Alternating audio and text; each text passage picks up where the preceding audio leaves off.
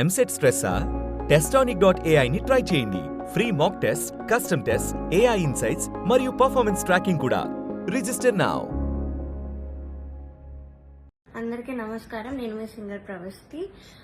So నేను ఇప్పుడు ఈ వీడియో చేయడానికి కారణం పార్థతీగ సిల్వర్ జూబ్లీ సిరీస్లో జరిగిన ఇంజస్టిస్ అంతా ఎక్స్పోజ్ చేద్దామని. మీ అందరికీ తెలుసు నేను దానిలో పార్టిసిపేట్ చేశానని. సో అక్కడ ఏదైతే జరిగిందో అదంతా నేను ఇక్కడ క్లియర్గా చెప్తాను వీడియోలో. స్టోరీస్ పెట్టాను, చాలా మంది థౌజండ్స్ ఆఫ్ రిప్లైస్ వచ్చాయి స్టోరీకి ఏం జరిగింది అని. సో దీనిలో అంతా నేను క్లియర్గా ఎక్స్ప్లెయిన్ చేస్తాను. మిస్ అవ్వకుండా లాస్ట్ వరకు ఈ వీడియోని చూడండి. సో ఈ వీడియో చేద్దాం అనుకునే ముందు చాలా మంది ఆపడానికి వచ్చారు నన్ను ఈ ఫీల్డ్, మ్యూజిక్ ఫీల్డ్ నుంచి. బికాజ్ నీ కెరియర్ ఎఫెక్ట్ అవుతుంది, నీకు మంచి ఫ్యూచర్ ఉంది, ఎందుకు పాడు చేసుకుంటున్నాను చాలా మంది ఆపడానికి ట్రై చేశారు. కానీ నేను ఇంకా డిసైడ్ అయ్యాను నాకు మ్యూజిక్ ఫీల్డ్కి సంబంధం ఉండదు అని. బికాజ్ ఇంత ఇండస్ట్రీస్ జరిగేటప్పుడు నాకు ఉండాలని లేదు. పార్థతీగ రియాలిటీ షోస్ అనే కాదు, దాని బయట కూడా చాలా జరుగుతున్నాయి. I make a different video for that. కానీ ఈ వీడియో మాత్రం ఓన్లీ ఫర్ పార్థతీగ. సో నేను డిసైడ్ అయింది అందుకే. చాలా ఇండస్ట్రీస్ జరుగుతుంది అండ్ ఎవరు కూడా nobody should suffer all that. అందుకే నేను ఈ వీడియో చేస్తున్నాను. ఆల్సో చాలా మంది అడిగారు అసలు ఈ సీజన్ కి ఎందుకు వెళ్ళావు, అసలు మళ్ళీ ఎందుకు వెళ్ళావు పార్థతీగకి, సూపర్ సింగర్ లో విన్నర్ అయ్యావు కదా అని చాలా మంది పెట్టారు. ద రీజన్ ఇస్ యాక్చువల్లీ నేను 2017లో ఎస్పీబీ సార్ ఉన్నప్పుడు పాడాను. చాలా చాలా బాగా జరిగింది ఆ సీజన్. అసలు ఎలాంటి ట్రామాటిక్ ఎక్స్పీరియన్స్ అవ్వలేదు, చాలా హ్యాపీగా సాగిపోయిన సీజన్ అంతా కూడా. అప్పుడు డైరెక్టర్ శాస్త్రి అంకుల్ ఉండేవాళ్ళు అండ్ ప్రొడక్షన్ హౌస్ కూడా డిఫరెంట్ ఉండేది అప్పట్లో, ఇప్పుడున్న ప్రొడక్షన్ కాదు. సో అది చాలా పీస్ఫుల్ గా చాలా బాగా జరిగింది ఫైనల్స్ వరకు కూడా. అండ్ నాకైతే చాలా ఐవ్ లెర్న్ సో మచ్ ఆ సీజన్ లో, చాలా బాగుండింది. సో అదే ఎక్స్పెక్టేషన్ తో ఈ సీజన్కి వచ్చాను. ఆల్సో ఎక్స్పోజర్ వస్తుంది కదా అని. సూపర్ సింగర్ విన్నాక నాకు అంత ఆపర్చునిటీస్ ఏం రాలేదు. సో దీనిలో చేస్తే వస్తుంది కదా, ఎక్స్పోజర్ ఉంటుంది కదా అని ఒక థాట్ తో వచ్చాను. అండ్ దానిలో తప్పేం లేదు కదా. సో ఆ ఒక్క థాట్ తోనే నేను ఈ సీజన్కి వచ్చాను. కానీ అంత ఆపోజిట్ జరిగింది. సో మొన్న థర్డ్ స్కెడ్యూల్ షూట్ అయింది. టాప్ 12లో నన్ను ఎలిమినేట్ చేశారు. యాక్చువల్లీ ఫస్ట్ స్కెడ్యూల్ నుంచి కూడా చాలా జరిగాయి. అప్పుడే నేను క్విట్ అవుదాం అనుకున్నాను, బట్ కాంట్రాక్ట్ సైన్ చేశాను. So I had no option. మీరు అనుకోవచ్చు ఎలిమినేట్ అయింది కాబట్టి ఇదంతా ఇప్పుడు కోపంతో చెప్తుందేమో అని, కానీ కాదు. ఉన్నప్పుడు నేను చెప్పలేను, కానీ ఎలిమినేట్ చేశాక నాకు ఆ ధైర్యం వచ్చింది అంతా చెప్పడానికి. సో జడ్జెస్ గురించి కానీ అక్కడ ఆ ప్రొడక్షన్ వాళ్ళు ఎలా ట్రీట్ చేశారని కానీ నేను అంతా దీనిలో బయట పెడతాను. సో నేను ఒక గుడ్ థింగ్ తో స్టార్ట్ చేస్తాను. పార్థతీగలో ఒక good thing orchestra. Krishna uncle వాళ్ళు ఆ సీజన్ లో ఎవరైతే ఉన్నారో వాళ్ళే ఈ సీజన్ లో కూడా ఉన్నారు. వాళ్ళు మాత్రం చాలా సపోర్ట్ చేశారు, అందరితో ఒకేలా ఉంటారు. అండ్ మెంటర్ శ్రీనివాస్ సార్, ఆయన కూడా నన్ను ఎప్పుడు కూడా you are the most talented అని మొన్న కూడా నాతో వచ్చి చెప్పారు. సో వీళ్ళిద్దరికి మాత్రం I'm very very thankful. They are my favourite people. So this is the only good thing పార్థతీగ ఈ సీజన్ లో. సో ఫస్ట్ నేను జడ్జెస్ దగ్గర నుంచి స్టార్ట్ చేస్తాను. ఫస్ట్ సునీత గారు. Of course she is very beautiful. మీరు అంతే కైండ్ అని కూడా అనుకుంటారు, బట్ బ్యూటీకి కైండ్నెస్ కి ఎప్పుడు కూడా లింక్ ఉండదు. సో ఓకే, మీరు అబ్జర్వ్ చేయండి ఫస్ట్ ఎపిసోడ్ నుంచి కూడా ప్రతిసారి నేను స్టేజ్ మీదకి వచ్చిన ప్రతిసారి వాడు ఒక ఫేస్ ఇస్తారు. అది ఎవ్వరికి పెట్టరు ఆ ఫేస్, బట్ ఓన్లీ నాకు ఆ డిస్గస్టెడ్ లుక్ పెడతారు ఫేస్ మీద. ఇది యాక్చువల్లీ చాలా మంది వెల్ విషర్స్, నా ఫ్యాన్ పేజెస్ అందరూ కూడా నన్ను అడిగారు.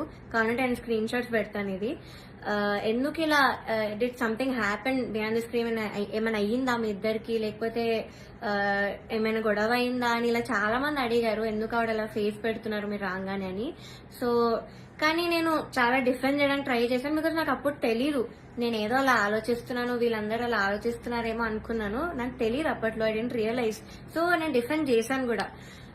సో నాకు ఎప్పుడు క్లారిటీ వచ్చిందంటే అంతరామమయం పాడే ముందు సౌండ్ చెక్ అయ్యేటప్పుడు ఇన్ ఇయర్స్ పెట్టుకున్నాను. అండ్ ఆవిడ దగ్గర ఒక మైక్ ఉంది, అది ఆన్ ఉంది. అది పాపం వాడికి తెలీదు, మైక్ ఆన్ ఉంది, నేను ఇన్ ఇయర్స్ పెట్టుకున్నాను.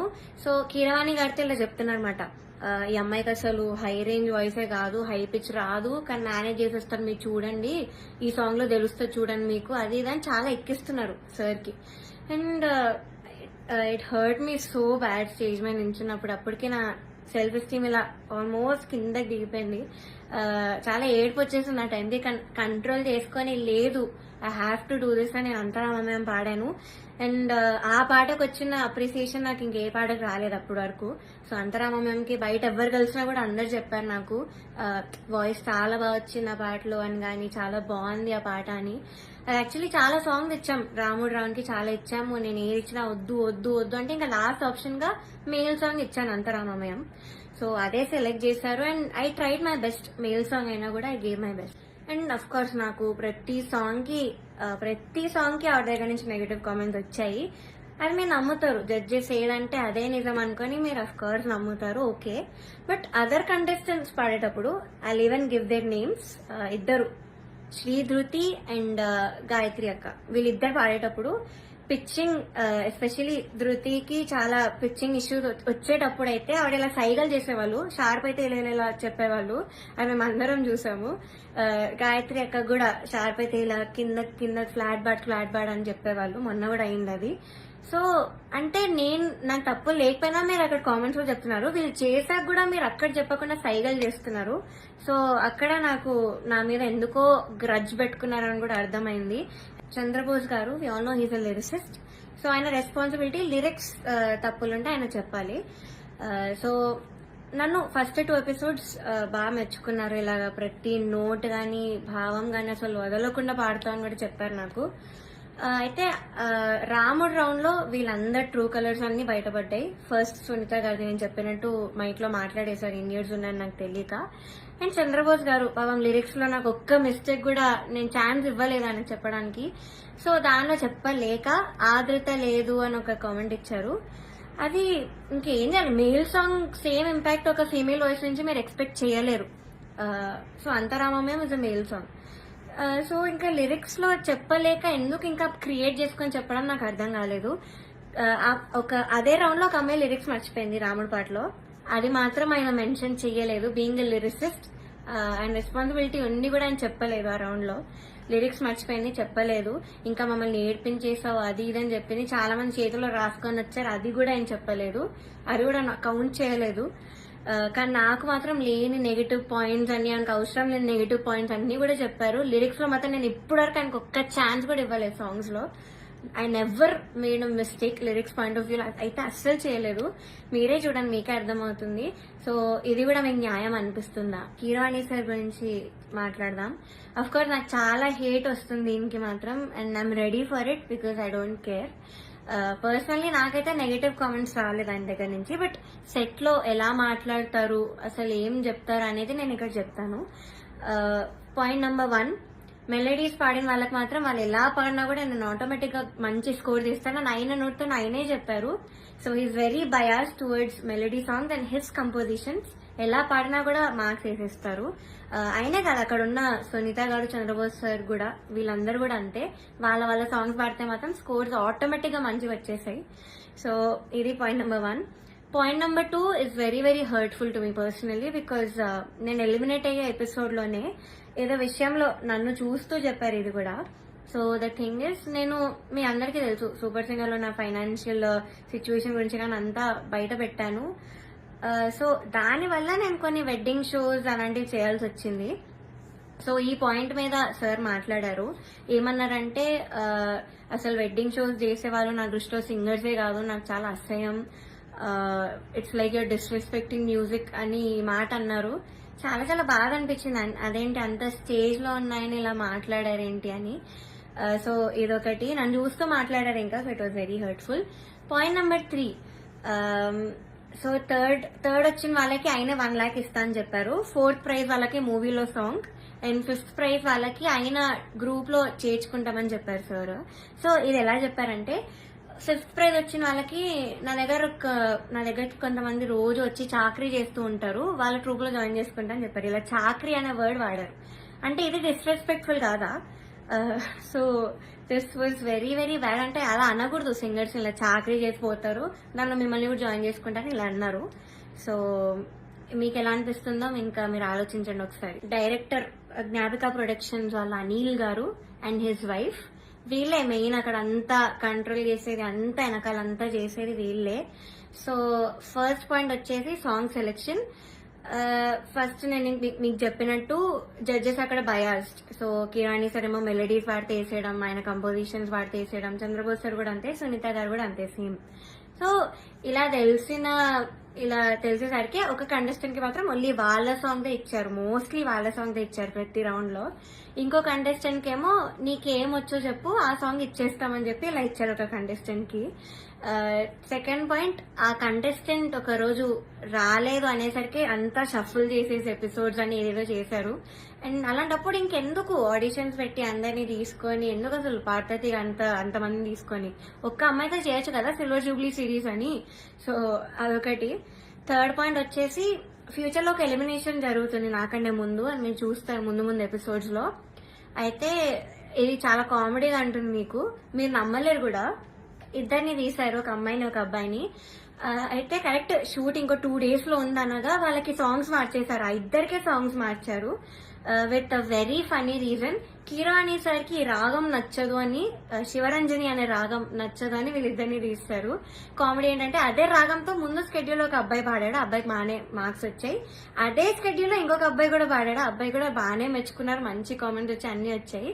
బట్ వీళ్ళిద్దరికి మాత్రమే సాంగ్స్ మార్చేశారు. అయినా కూడా దీస్ టూ పాపం ఆ టైంకి నేర్చుకొని I think they did very well మార్చినా కూడా. కానీ వాళ్ళనే ఎలిమినేట్ చేశారు యాజ్ ఐ ఎక్స్పెక్ట్. నేను అప్పుడు అనుకున్నా యాక్చువల్లీ సాంగ్ ఇలా మార్చేసి అంత ఏదేదో చేస్తున్నారో, నేను అప్పుడు అనుకున్నా వీళ్ళిద్దరిని తీసే ఛాన్స్ ఉంది అని. And the thing is కిరాణి sir రాగం నచ్చకపోతే మరి ఎందుకు చేశారో తెలీదు. అంతర్యామి అనే పాట అదే రాగంలో చేశారు. బట్ ఏమో ఆ ఫన్నీ రీజన్స్ అయితే వీళ్ళిద్దరు సాంగ్ అయితే తీసేశారు కరెక్ట్ ఎలిమినేట్ చేసే ముందు. అండ్ నౌ నేను ఎందుకు అంత మెంటలీ ఎఫెక్ట్ అయ్యాను అని ఇప్పుడు చెప్తాను. ఫస్ట్ థింగ్, నేను చెప్పినట్లు డిస్క్రిమినేషన్ అది, ఇంకా జడ్జెస్ యొక్క డిస్గస్టెడ్ లుక్ తో నన్ను చూడడం, ఎప్పుడు ఒక చీడ పురుగును చూసినట్టు చూడడం. They treated me like I'm worthless. So అలా ట్రీట్ చేశారు, జోక్స్ వేశారు వాళ్ళు కూడా నా బాడీ మీద. ఇవన్నీ నాకు ఆడియన్స్ ద్వారా తెలిసింది, వాళ్ళకి వినిపిస్తుంది కాబట్టి వాళ్ళు పక్కనే ఉంటారు. సో నేనైతే అస్సలు ఎక్స్పెక్ట్ చేయలేదు, ఇలాంటి జడ్జెస్ దగ్గర నుంచి అయితే అస్సలు ఎక్స్పెక్ట్ చేయలేదు. అంటే నేను ఇన్ని షోస్ చేశాను, తమిళ్లో పాడాను, అన్నిట్లో పాడాను, ఎప్పుడు కూడా ఇలాంటి ఎక్స్పీరియన్స్ ఒక జడ్జెస్ నుంచి అయితే నాకు ఎప్పుడూ లేదు. శ్వేతామోహన్ గారు ఇప్పటికి కూడా మాట్లాడతారు, నన్ను ఏంజల్ అంటారు, the sweetest, the most talented అంటారు. అలాంటిది ఇక్కడ వీళ్ళే నన్ను ఇలా ట్రీట్ చేస్తున్నారు, ఇలాంటి మాటలు అంటున్నారని చాలా చాలా బాగా అనిపించింది. అండ్ సెకండ్ థింగ్, ప్రొడక్షన్ వాళ్ళు ఎస్పెషల్లీ అవుట్ఫిట్స్ విషయంలో మమ్మల్ని బొడ్డు కిందకి కట్టుకో, సారీస్ ఇచ్చి కిందకి కట్టుకో, ఇలా ఎక్స్పోజింగ్ చేయన్న వేలో చెప్పారు. చాలాసార్లు తిప్పేవాళ్ళు నన్ను ఎస్పెషల్లీ కరెక్ట్ పాడే ముందు. అంటే ఎగ్జాస్ట్ అయిపోయేదాన్ని ఆ టైంకి, అయినా కూడా ఐ గేవ్ మై బెస్ట్, అది వేరే విషయం. అండ్ ఇలా బాడీ షేమింగ్, ఆ కాస్ట్యూమ్ డిజైన్ అయితే నా ఫేస్ మీద అన్నాడు, ఇలాంటి బాడీకి నేను ఇంకేం ఇవ్వగలను అన్న మాట అన్నాడు. ఏమో ఐ వాజ్ వెరీ వెరీ చాలా చాలా ఎఫెక్ట్ అయినాను మెంటలీ ఈ విషయంతో మాత్రం. సెల్ఫ్ ఎస్టీమ్ కానీ కాన్ఫిడెన్స్ కానీ అంతా లేకుండా పోయింది వీళ్ళనే మాటల వల్ల. అండ్ మీరు ఒకటి గమనించుంటే ఎస్పీబీ సార్ ఉన్నప్పుడు మాత్రం ఇలాంటి కుళ్ళు జోకులు, కామెడీలు, డాన్సులు చేయడం మాత్రం ఎప్పుడూ కూడా లేదు. మీరు ఒక్కసారి అన్ని సీజన్స్ రివైండ్ చేసుకొని చూడండి, నా సీజనే చూడండి 2017లో. కానీ ఎప్పుడైతే జ్ఞాపిక ప్రొడక్షన్ అనేది వచ్చిందో అప్పటి నుంచి ఇవన్నీ స్టార్ట్ అయ్యాయి. So they the main reason ఈ పార్వతిగా ఇలా అయిపోవడానికి కారణం వాళ్ళే. మమ్మల్ని ఇలా డాన్స్లు వేయమని, అదేవో కుళ్ళు జోకులు చెప్పమని. మీరు ముందు చూస్తారు ఇప్పుడు ఎర్రని కొరదని గోపాలలో నేను చాలా డాన్స్ చేశాను, నెక్స్ట్ వచ్చే ఎపిసోడ్ లో కూడా డాన్స్ చేశాను, because I was forced to dance. So చేశాను, నేను ఇప్పటివరకు అయితే అంత డాన్స్ ఎప్పుడూ చేయలేదు రియాలిటీ షోలో, కానీ చేశాను, మీరే చూస్తారు. అండ్ మాకు ట్రాన్స్పోర్ట్ లో ఒక కంటెంట్ మేనేజర్ మాత్రమే వచ్చేవాళ్ళు కార్లో, బికాజ్ మా ఇంటి పక్కన ఆయన కూడా ఉంటారు. సో సేమ్ వెహికల్ అయ్యేది. అండ్ ఆయన ఏం చెప్పేవాళ్ళంటే పర్ఫార్మెన్స్ చాలా ఇంపార్టెంట్, మీరు డల్ అప్పట్లో కాదు, మీరు అలా నించొని పాడితే ఎవరు చూడరు, అది అని ఆయన అన్నారు. And one more thing is, Janaki అమ్మ రౌండ్ జరిగింది. మీ అందరికీ తెలుసు నాకు జానకి అమ్మకున్న బాండింగ్, నా పోస్ట్ కూడా ఉంటుంది అక్కడ ఇన్స్టాగ్రామ్ లో. సో అన్ని ఫొటోస్ ఉన్నాయి నా దగ్గర, ఆమెతో అంత ఎక్స్పీరియన్స్ ఉంది అమ్మమ్మతో, చాలా స్వీట్ మెమరీస్ ఉన్నాయి. అవన్నీ నేను చెప్దాం అనుకున్నా కూడా నేను చెప్పనివ్వలేదు స్టేజ్ మీద. అండ్ నా ఫొటోస్, అంకుల్ ఇలా ఫొటోస్ వేస్తారా, సో నేను ఎక్స్పీరియన్స్ అంతా చెప్తాను, నాకు అమ్మమ్మ గురించి నేను మంచిగా చెప్దాం అనుకున్నాను అంటే కూడా నన్ను ఒప్పుకోలేదు. వేరే కంటెస్టెంట్స్ అందరూ ఫీల్ అవుతారమ్మా అది ఇదని చెప్పి నన్ను ఆపేశారు. బట్ కే రాఘవేంద్రరావు గారి ఎపిసోడ్ అయింది మొన్న స్కెడ్యూల్లో. అండ్ ధృతి is very very close to him. అక్కడ ఉన్న వాళ్ళందరితో క్లోజ్, జడ్జెస్తో కూడా ఆఫ్ కోర్స్. సో అయిన ఫొటోస్, తన ఫొటోస్ మాత్రం వేశారు అండ్ తనతో చెప్పించారు. నేను చేస్తే మాత్రం వద్దని, తను చేస్తే మాత్రం మంచిగా చూపించారు, అంత హైప్ చేశారు. ఇది మీకు న్యాయం అనిపిస్తుందా, మీరే చెప్పండి. నౌ థర్డ్ ఫైనల్ స్కెడ్యూల్, అంటే నేను ఎలిమినేట్ అయిన స్కెడ్యూల్. అయితే 4 రౌండ్స్ ఇచ్చారు, 6 గా డివైడ్ చేశారు. కామెడీ ఏంటంటే కొంతమంది క్లాసికల్ రౌండ్, కొంతమంది కాలేజ్ రౌండ్ అంట. ఒక చెత్త రౌండ్ ఒకటి పెట్టారు, దానిలో చెత్త పాసిబుల్ సాంగ్స్ అన్ని ఇచ్చారు, అంటే సింపుల్ గా పాడి పడేసేవి. దానికి క్లాసికల్ రౌండ్ కి మార్క్స్ కి కంపేర్ చేశారు. ఇదొక కామెడీ విషయం ఈ స్కెడ్యూల్లో. మీ అందరికి తెలియాలి కాబట్టి చెప్తున్నాను అంత క్లియర్ గా.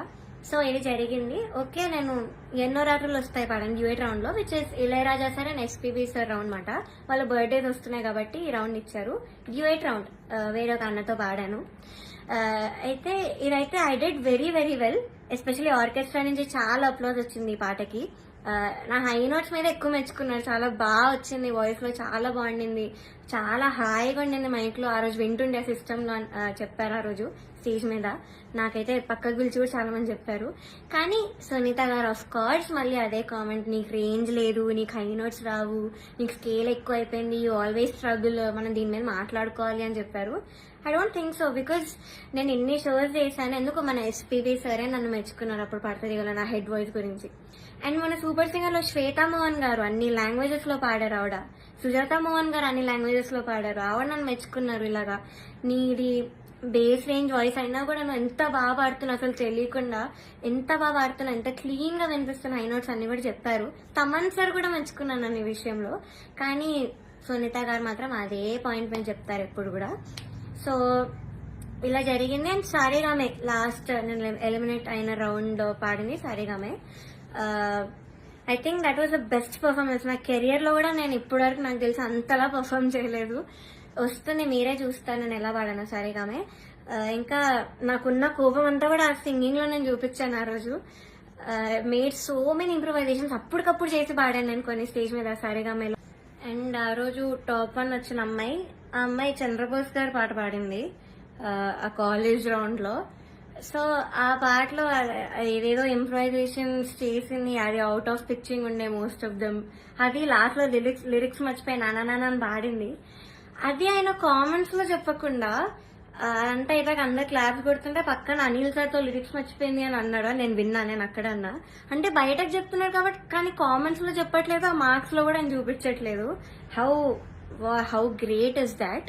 ఇంకొక అబ్బాయి అయితే లిరిక్స్ మార్చేసి ఏదేదో పాడాడు, కామెడీ పాట చేస్తారు. అది కిరాణి సార్ పాటే, అది కూడా అది లిరిక్స్ మార్చేసి ఏదో కామెడీ లిరిక్స్ యాడ్ చేసి పాడేశాడు ఎమోషనల్ సాంగ్. అయినా ఆయన స్టేజ్ మీదకి వచ్చేసి ఆ పాట కోరస్ పాడేసి, ఆయన పాట అంటే అంత ఎక్సైట్మెంట్ వచ్చేస్తుంది ఆయనకి. సో ఆటోమేటిక్ గా స్కోర్స్ కూడా అలానే పడిపోతాయి సేమ్ ఎక్సైట్మెంట్ తో. సో ఇది జరిగింది కరెక్ట్ ఎలిమినేషన్ ముందు అదే రౌండ్ లో. ఇంకా ఎలిమినేషన్ రౌండ్ వచ్చేసరికి ఫస్ట్ చంద్రబోస్ గారు లేచి వెళ్ళిపోయారు. నాకు పని ఉంది, హ్యావ్ టు గో, అది నిజమో కాదో ఎవరికి తెలీదు, బట్ హీ లెఫ్ట్. మంచిగా హ్యాపీగా వెళ్ళిపోయారు ఆయన. కరెక్ట్ 5-6 ఉన్నప్పుడు కిరాణి సార్ ఈయన కూడా లేచి వెళ్ళిపోయారు. హీ వాజ్ లైక్ నాకు ఈ టెన్షన్ నా వల్ల కాదు, నాకు ఇంకేం సంబంధం లేదని లేచి వెళ్ళిపోయారు. బికాస్ ఆయన మనస్సాక్షికి తెలుసు అక్కడ. సో లేచి వెళ్ళిపోయారు. కానీ సునీత గారు మాత్రం అఫ్ కోర్స్ నా మీద అంత గ్రడ్జ్ ఉన్నప్పుడు నేను ఎలిమినేట్ అవ్వడం చూడాలి కదా. సో ఆవిడ మాత్రం అలానే కూర్చున్నారు, ఎంత ఒక ఈవిల్ స్మైల్ తో ఫేస్ మీద. I still remember that face, నా మైండ్ లో తిరుగుతుంది అది.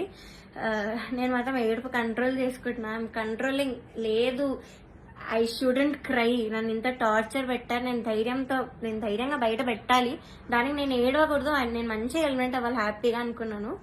సో నేను మాత్రం మంచి స్మైల్ పెట్టుకొని నించున్నా. అయితే లాస్ట్ ముగ్గురు ఉన్నాం లాస్ట్ కి. ఒకరు సేవ్ అయ్యారు, నేను ఇంకా ఇంకొక అన్న ఎలిమినేట్ అయిపోయాము, ఇద్దరం ఎలిమినేట్ అయ్యాము. అయ్యాక నాకు కొంచెం ఐ వాట్ ఎమోషనల్ గా అయినా కంట్రోల్ చేసుకుని వెంటనే ఐ గేవ్ అ స్మైల్. అయితే my mother she saw all of these కదా. సో ముందు నుంచి తట్టుకుంటూ వస్తున్నాం, ఇంకా తన వల్ల కాలేదు. సో మా మదర్ స్టేజ్ మీదకి వచ్చి నన్ను తీసుకెళ్ళిపోవడానికి ట్రై చేశారు అక్కడి నుంచి. ఆ ట్రాఫీ ఇవేం తీసుకోవద్దు, వెళ్ళిపోదామని. సో అదే ఎమోషనల్ మైండ్ సెట్ తో సునీత గారి దగ్గరికి వెళ్ళి ఎందుకు ఇంత అన్యాయం చేశారు నేను ఇలానే అనింది మా మదర్. బట్ సునీత గారు ఆవిడ రిప్లై మాత్రం, నువ్వు వెళ్ళి ఇక్కడ ముందు ఇక్కడి నుంచి దయచేయి అనింది. ముందు ఇక్కడ నుంచి బయటకు వెళ్ళిపో అన్న వేలో ఆవిడ మాట్లాడారు. ఇలానే నువ్వు అన్నారు, which was very very cheap. అసలు ఎవరు ఎక్స్పెక్ట్ చేయరు అలాంటి జడ్జ్ నుంచి ఇలాంటి మాటలు వస్తాయని. నేను కూడా ఎలిమినేట్ అయిన షోస్ కూడా ఉన్నాయి. నేను తమిళ్లో పాడి ఎలిమినేట్ అయ్యాను టాప్ 5 లో, హాఫ్ మార్క్లో ఎలిమినేట్ అయ్యాది కూడా.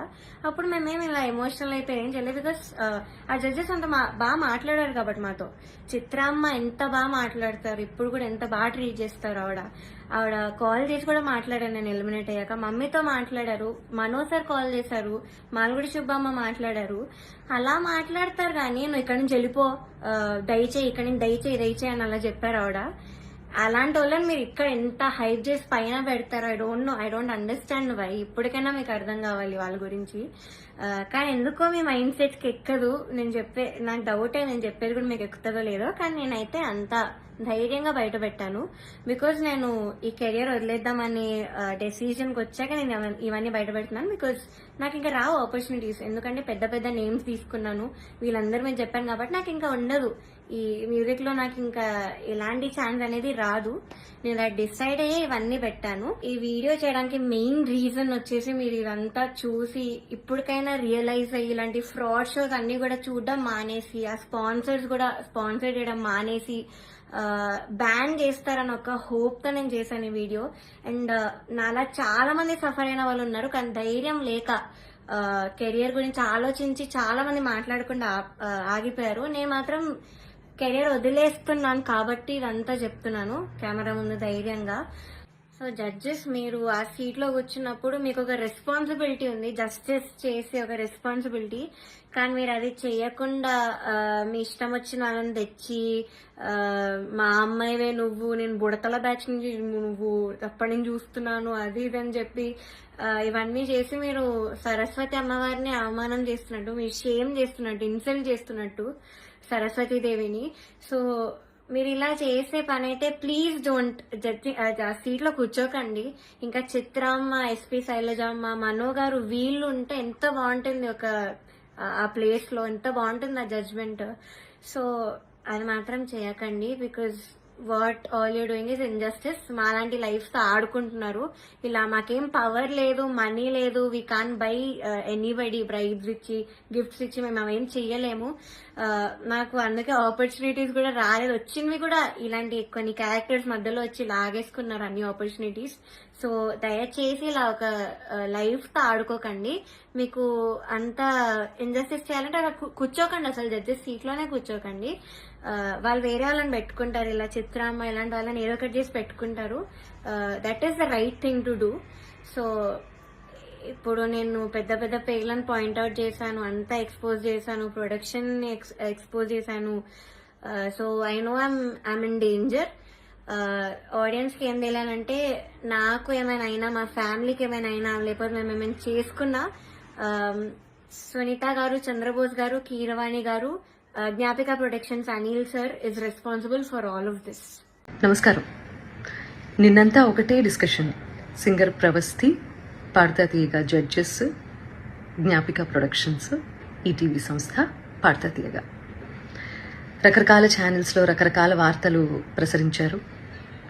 అండ్ ఆ అమ్మాయి చాలా యూట్యూబ్ ఛానల్స్కి ఇంటర్వ్యూ ఇచ్చింది, ఎక్స్పోజ్ చేసే ప్రయత్నం చేసింది. బేసిక్గా అంటే ఇవన్నీ ఛానల్స్ వాడిన భాష, అండ్ తను ఎక్స్పోజ్ చేద్దాం అనుకున్నాను అని చెప్పింది కాబట్టి ఆ మాట వాడాల్సి వస్తుంది. అండ్ ఆల్సో డైరెక్ట్గా సునీత అని మాట్లాడింది కాబట్టి నేను ఈ వీడియో చేస్తున్నానండి. ఫస్ట్ ఆఫ్ ఆల్ ప్రవస్తి, చిన్నప్పటి నుంచి నేను బాలుగారు, జానక్ గారు, చిత్రమ్మ అందరూ ఒళ్ళో కూర్చోబెట్టుకున్నట్టే నేను కూడా నేను ఒళ్ళో కూర్చోబెట్టుకుని ముద్దు చేశానమ్మా. ఇప్పుడు నీకు 19 ఏళ్ళు కదా, అలాగే ఒళ్ళో కూర్చోబెట్టుకుని ముద్దు చేస్తే బాగుండదు కదా. చిన్నప్పుడు చాలా బాగా పాడావు అనే దానికంటే చాలా ముద్దుగా పాడావు అనేవారు, నీకు గుర్తుందో లేదో. ముద్దుగా ఉండేదానివి, ముద్దుగా పాడేదానివి, చాలా బాగా పాడేదానివి. చిన్నప్పుడు పాడినట్టు 19 ఏళ్ళకు కూడా కన్సిస్టెన్సీ మెయింటైన్ చేస్తుంటే సంతోషించే వాళ్ళల్లో మొట్టమొదటి వ్యక్తి నేనే అవుతాను. ఎందుకంటే మా ప్రవస్తి, మా శ్రీలలిత, మా ప్రణతి, మా గాయత్రి అని మేమే ఎక్కువ చెప్పుకొని మురిసిపోయే పిచ్చివాళ్ళం మేము. ఎందుకంటే ఎవరు బాగా పాడితే ఆ పాటలో కరిగిపోయి కన్నీళ్ల పర్యంతం అయిపోయి ఏడ్చేసిన సందర్భాలు, ఏడ్చేసిన ఎపిసోడ్స్ చాలా ఉన్నాయి. అవి నువ్వు చూడలేదేమో, అవి మిస్ అయ్యావు అనుకుంటా. అలాంటి ప్రవస్థి ఈరోజు ఇంత పెద్దదైపోయి రోడ్ మీదకి వెళ్ళి ఇంతమందితో మాట్లాడి తన బాధలు వెళ్ళగక్కుకొని మమ్మల్ని మా గురించి చర్చించే స్థాయికి ఎదిగింది అంటే నాకు కొంచెం అసంతృప్తిగా కూడా ఉంది. But that doesn't matter for you, because నువ్వు చెప్పాలనుకున్నది చెప్పావు బయటికి వెళ్ళి. ప్రవస్థి, నీకు విషయం చెప్పాలమ్మా. నీకు పాడతా తీయగా కాంపిటీషన్ మాత్రమే కాదు, డిఫరెంట్ ఛానల్స్లో కూడా కాంపిటీషన్లో నువ్వు పార్టిసిపేట్ చేసావు కదా. నీకు ప్రాసెస్ తెలీదమ్మా? సింగర్ సెలెక్షన్ అంటే సింగర్స్ పంపించేటటువంటి సాంగ్ సెలెక్షన్లో రైట్స్ అనేవి కూడా ప్రతి ఛానల్కి కొన్ని సాంగ్స్కి రైట్స్ ఉంటాయి. వాటిల్లోంచి కూడా సెలెక్ట్ చేయాలి అన్న ప్రాసెస్ నీకు తెలుసో లేదో నాకు తెలియదు, కానీ ఆడియన్స్ అందరికీ మాత్రం చెప్తే అన్ని విషయాలు చెప్పు. ప్రాసెస్ గురించి చెప్పు. ఆ ప్రాసెస్లో ఉన్నటువంటి రెస్ట్రిక్షన్స్, ఛానల్కి ఉన్నటువంటి రెస్ట్రిక్షన్స్, ఇవన్నీ కూడా మాట్లాడమ్మా. అప్పుడు నేను నిజంగా సంతోషిస్తాను. సో ఛానల్కి అండి కపుల్ ఆఫ్ రెస్ట్రిక్షన్స్ ఉంటాయి మ్యూజిక్ని డిప్లాయ్ చేయడానికి, అంటే మ్యూజిక్ని వాడుకోవడానికి. అన్ని పాటలకి రెస్ట్రిక్షన్, అన్ని పాటలకి లీనియన్స్ ఉండదు. కాబట్టి ఏంటంటే వీళ్ళు ఇచ్చే పార్టిసిపెంట్స్ ఇచ్చే సాంగ్ లిస్ట్లో వేటికైతే రైట్స్ ఉంటాయో అవి మాత్రమే కాంపిటీషన్లో పాడాల్సి ఉంటుంది. అవి నచ్చ చెప్తాను కూడా ప్రతిసారి. నచ్చ చెప్తా అంటే నేను కాదండి, మేనేజ్మెంట్. తర్వాత ఎన్నిసార్లు రిపీట్ అయింది అంతకుముందు కాంపిటీషన్లో ఆ పాట అనేది కూడా చూస్తారండి యాజమాన్యం. ఇదంతా కూడా మీకు తర్వాత జ్ఞాపిక వాళ్ళు ఎక్స్ప్లెయిన్ చేస్తారు ఈ ప్రాసెస్ ఎలా సాగుతుంది అనేది. సో నేను ఏ పాట ఇచ్చినా వాళ్ళు వద్దంటున్నారు, నేను ఏ పాట ఇచ్చినా వాళ్ళు వద్దంటున్నారు అని మాత్రమే ఎక్కువసార్లు ప్రొజెక్ట్ చేసింది తను. రీజన్ ఇది అని మీకు తెలియదు కదా, అందుకని చెప్తున్నాను. సో నేను కొరకొరా చూశాను అని చెప్పి అంటున్నావు కదా నాన్న. సో నేను కొరకరా నిన్ను ఎందుకు చూస్తానో, ఎందుకు చూడాల్సిన అవసరం ఏమిటో నాకు అర్థం కాలేదు. అక్కడ ఉన్నటువంటి నేను, కీరవాణి గారు, చంద్రబోస్ గారు నిన్నే ఎందుకు టార్గెట్ చేశామనే విషయం నాకు ఇప్పటికీ ఆలోచించడానికి కూడా నాకు అసలు కనీసం ఆ థాట్ కూడా రావటం లేదు. బేసిక్గా నేను నిన్ను కొరకొరా ఎందుకు చూసానో మరి నాకు అర్థం కాలేదు. నువ్వు మర్చిపోయావు అనుకుంటా. నేను నీకు కొన్ని విషయాలు గుర్తు చేస్తాను. ఏంటంటే అమ్మా, క్లాసికల్ రౌండ్లోనే అనుకుంటా నీ దగ్గరికి వచ్చి మరి నువ్వు కొంచెం అప్సెట్గా ఉంటే, నువ్వు ప్రతిదానికి నువ్వు అప్సెట్ అయిపోతావు, ప్రతిదానికి ఇరిటేట్ అయిపోతావు. నీ వాయిస్ అలాంటిది. కొంతమంది ఇమోషన్స్ కంట్రోల్ చేసుకోగలుగుతారు, కొంతమంది కంట్రోల్ చేసుకోలేరు. నేను అమ్మ స్థానంలో ఉన్నాను కాబట్టి నేను అర్థం చేసుకోగలుగుతాను. నీ దగ్గరికి వచ్చి మరి మిగతా పార్టిసిపెంట్స్ సాక్ష్యంగా ఉన్నారు తల్లి. ఈ రోజుల్లో ఏంటంటే నువ్వు నా మీద ఇన్ని ఎలిగేషన్స్ వేసావు, ప్రూవ్ చేసుకోవాల్సిన అవసరం కూడా నాకు ఉంది కదా, unfortunately are fortunately, what ever it may be. So వాళ్ళందరి మధ్యలో నీకే చెప్పాను వచ్చి, ప్రవస్థి క్లిక్ నడుస్తున్నప్పుడు నువ్వు దాన్ని బేస్ చేసుకొని పాడుతున్నావు. మృదంగం అటు ఇటు అయినా కూడా నువ్వు అప్సెట్ అవ్వాల్సిన అవసరం లేదమ్మా. నువ్వు ఎలా పాడావనేది నాకు తెలుసు, మా అందరికీ అర్థమైంది. అక్కడ కొంచెం మృదంగం నేనేదో ఇబ్బంది పెట్టినట్లుంది అని నేను నీ దగ్గరకు వచ్చి మాట్లాడాను. అది నువ్వు మర్చిపోయావేమో కానీ నీ మిగతా పార్టిసిపెంట్స్ అందరూ ఏంటో గుర్తుపెట్టుకున్నారు మరి. అండ్ ఇంకో విషయం, ఈ సిరీస్ సంబంధించి మాట్లాడుకుందాము. నువ్వు గాయత్రి ఫేవరెటిజం, శ్రీలలిత, ఇంకోళ్ళు అని రకరకాల పేర్లు తీస్తున్నావు. నాకు అదేంటో అర్థం కావట్లేదు. కానీ వీళ్ళెవ్వరూ మ్యాంగో మ్యూజిక్లో పాడలేదమ్మా, నువ్వు తప్ప. నేను నిన్నే ఎందుకు పిలిచాను వీడియో చేయడానికి? నిహాల్ గారు, నీ గురువు గారు అష్టలక్ష్మి స్తోత్రం చేసినప్పుడు నేను వెనకాల కోరస్ బ్యాచ్లో నువ్వు పాడావు, గుర్తుందా నీకు? రికార్డ్ చేసావు. చేసినప్పుడు వీడియో షూట్ చేసే టైంలో నేను ఒక్కదాన్నే షూట్ చేయొచ్చు తల్లి. నువ్వు బాడీ షేమింగ్ అని మాట్లాడుతున్నావు కదా, నేను వేరే ఎవరినో నలుగురిని నా వెనకాల కూర్చోపెట్టుకుని చేయొచ్చమ్మా. నేను పర్టికులర్గా పిలిచాను ఇంటికి. పాపం ఒంటరిగా నువ్వు మీ అమ్మగారు వెళ్తారు, అయ్యో లేదు అలా కాదు అని చెప్పి మా వాళ్ళు ఏదో ఏర్పాట్లు చేసి దగ్గరుండి పంపించారు నీకు. ఇవన్నీ మర్చిపోతే ఎలా తల్లి నువ్వు? తప్పు కదా. కీరవాణి గారు పెళ్లి గురించి, అందులో కచేరీ గురించి మాట్లాడారు అని చెప్పి నువ్వు ఒక రెవల్యూషనరీ స్టేట్మెంట్స్ ఏవో పాస్ చేసావు కదా. పెళ్ళిళ్ళలో నేను కూడా పాడతాను, ఓకే? మొన్న రీసెంట్గా ఈరోజు ఇండియాలోనే టాప్ మోస్ట్ మ్యూజిక్ డైరెక్టర్ అయిన అనిరుద్ధ్ కూడా పెళ్లిలో పాడారమ్మా. ఆయన ఒపీనియన్ ఆయన చెప్పారు. నేను ఇప్పటి వరకు పెళ్లి కచేరీలు ఎందుకు చేయలేదంటే అని వరల్డ్ మ్యూజిక్ డే సందర్భంగా ఒక గొప్ప సంగీత దర్శకుడు ఆయన పాయింట్ ఆఫ్ వ్యూ ఏంటనేది ఆయన ఎక్స్ప్లెయిన్ చేస్తే, నీలో ఉన్న ఇన్ఫీరియారిటీ కాంప్లెక్స్ మూలంగా అది నిన్నే అంటున్నారు అని అనుకొని అది నువ్వు ఓన్ చేసుకోవటం తప్పు కదా తల్లి. అసలు ఎవరన్నా ఫీల్ అవ్వాలి అంటే ఫస్ట్ నేను ఫీల్ అవ్వాలి ఆ ముక్కకి. ప్రవస్తి, నేను మీ అమ్మగారిని నువ్వు అని సంబోధించినందుకు నీకు బాధేసింది, అది అసలు సంస్కారమా అని మాట్లాడావు కదమ్మా. ఎలిమినేషన్ జరిగిన వెంటనే మీ ఇద్దరు పేర్లు అనౌన్స్ చేసిన తర్వాత ఆవిడ స్టేజ్ దగ్గరకు వచ్చి నీ చేతిలో ఉన్న ట్రోఫీ, అసలు ఇది నీ చేతిలో ఉండాల్సిన ట్రోఫీ కాదు, అది ఇచ్చేసేయి అని చాలా ఎమోషనల్ డ్రామా క్రియేట్ చేసి చరణ్ గారి చేతిలో ఉన్నటువంటి మైక్ లాక్కోవడానికి ప్రయత్నం చేసి, ఆ తర్వాత వెనక్కి వస్తూ నేను అక్కడ కూర్చున్నప్పుడు నీ మూలంగానే నువ్వే మోసగత్తెవి ఇలా నా మొహం మీద ఇలా పెట్టి మాట్లాడినప్పుడు అది కరెక్ట్ అనిపించిందమ్మా నీకు? నేను ఇలా నమస్కారం పెట్టి ప్లీజ్ అన్నాను, అంతే కదమ్మా. సో అదంతా చాలా కెమెరాస్లో రికార్డ్ అయింది. ప్రవస్తి చెప్పేవన్నీ తప్పులు అని ఆ రికార్డింగ్ బయట పెట్టే అవకాశం ఛానల్కి లేకపోలేదు. కానీ ఆవేశంలో ఉన్నారు మీ అమ్మగారు, నువ్వు చాలా ఎమోషనల్గా ఉన్నారు, ఒక ఓటమిని అంగీకరించలేకపోతున్నారు. కాబట్టి తర్వాత తిరిగి కూర్చొని మాట్లాడదాము అని చెప్పి నువ్వు మీ అమ్మగారు విసురుగా బయటికి వెళ్ళిపోయారు. చాలా ఎమోషనల్గా ఉన్నారు, చాలా ఆవేశంలో ఉన్నారు. మాకు కనీసం మాట్లాడే అవకాశం కూడా ఇవ్వలేదు. చంద్రబోస్ గారు ముందుగా వెళ్ళిపోయారు, ఆయనకి టైం లేదని. కీరవాణి గారు నేను చూడలేనని వెళ్ళిపోయారు. సునీత గారు నా ఎలిమినేషన్ చూడడం కోసమే కూర్చున్నారు. చాలా తప్పు మాట్లాడావమ్మా, చాలా చాలా తప్పు మాట్లాడావు. ఎవరు ఎలిమినేట్ అయితేనో, ఎవరన్నా ఒకళ్ళు జీవితంలో ఓడిపోతేనో సంతోషించేంత నీచమైన క్యారెక్టర్ నాది కాదు. ఈ మాట నీ మూలంగా ఇవాళ చెప్పుకోవాల్సి వస్తుంది. నేను చాలా బాధలు పడ్డాను, నేను కష్టాలు పడ్డాను జీవితంలో. నాకంటే లోయెస్ట్ పాయింట్ అనుభవించిన వాళ్ళు నా తోటి కళాకారుల్లో ఎవరూ లేరని నేను ఈరోజు చెప్తాను. అలాంటి నేను ఒకళ్ళ ఓటమి, నేను ఒకళ్ళు ఏడుస్తుంటే చూసి సంతోషించే రకాన్ని కాదు.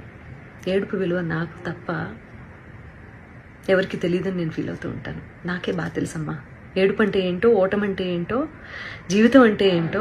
ఇవన్నీ మీ అందరికంటే ఎక్కువ నాకే తెలుసు. ఓకే, నేను టెక్నీషియన్స్ని చాలా అవమానిస్తాను, చాలా అగౌరవపరుస్తాను అని చెప్పి ఫస్ట్ టైం నేను అలిగేషన్ అన్న మాట వాడుతున్నానమ్మా. సో అది కూడా నువ్వు మాట్లాడటం జరిగింది. ఏ టెక్నీషియన్ని ఒక్కసారి ఒక్క వీడియో బయట తీసుకొని దయచేసి రిలీజ్ చేయను. ఓకే, నేను మనకి స్నాక్స్ ఇస్తారు చూడు, ఆయన్ని కూడా మీరు అనే అంటానమ్మా. అండ్ ఆవేళ నువ్వు ఎలిమినేట్ అవుతావో, ఇంకెవరు ఎలిమినేట్ అవుతారో అసలు ఎలిమినేషన్ గురించి కాకుండా షెడ్యూల్ అయిపోతుంది కదా అని చెప్పి అందరికీ, సెట్లో ఉన్న వాళ్ళందరికీ భోజనాలు పెట్టించటము, లేకపోతే ఒకరోజు నేను, ఇంకొక రోజు కీరవాణి గారు, ఇంకో రోజు అనిలో, ఇలా చేయటం అనేది అది ఒక టీంలో ఉన్నప్పుడు ఇవన్నీ జరుగుతూ ఉంటాయమ్మా. నువ్వు కూడా నేను పెట్టిన పేస్ట్రీ తిన్నావు, మరి బయటికి వెళ్ళి అదేంటో నేను ఎలిమినేట్ అయిపోయినందుకే సునీత గారు పార్టీ ఇచ్చారు అందరికీ అని మాట్లాడుతున్నావు. I seriously don't understand this.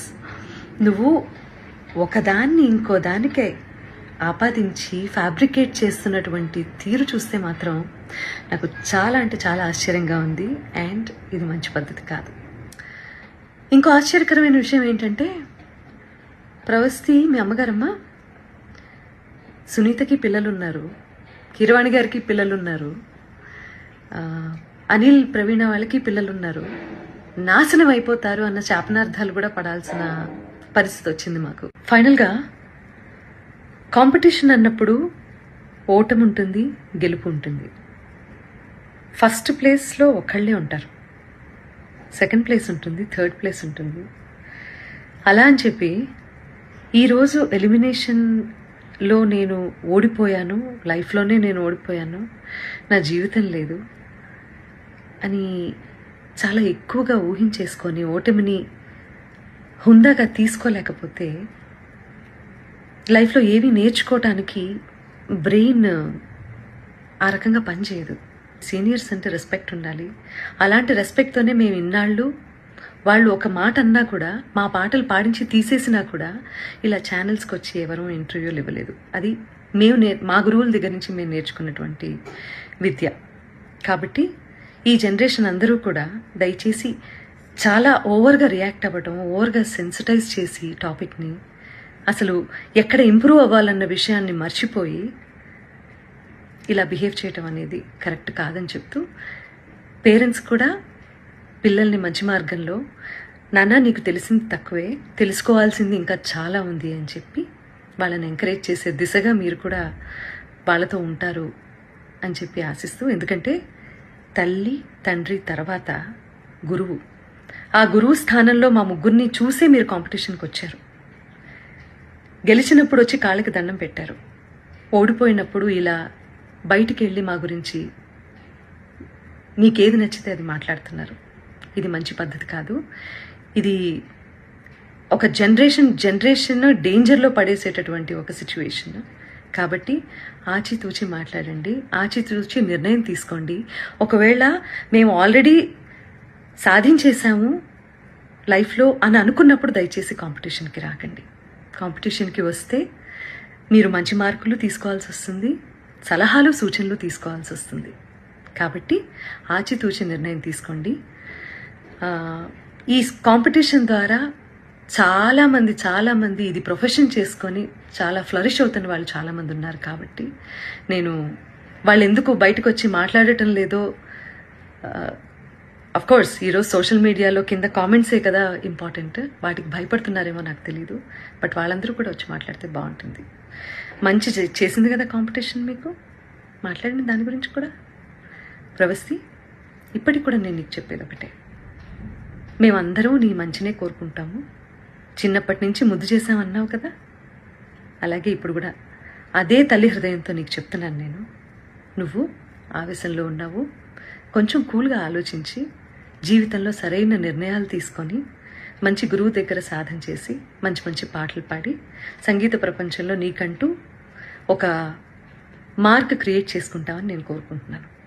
ఎందుకంటే దేన్నైనా ఎవరైనా ఆపేంత కెపాసిటీ ఇక్కడ లేదమ్మా. ఎవరి టాలెంట్ని తొక్కేయలేరు, ఆపేయలేరు. అర్థమైందా? దానికి బెస్ట్ ఎగ్జాంపుల్స్ చాలామంది జీవిత చరిత్రలు ఉన్నాయి. వీలైతే నీకు టైం ఉంటే అవన్నీ ఒకసారి చదువు తీరిగ్గా, నీకే అర్థమవుతుంది. Okay, I wish you all the best and please take care.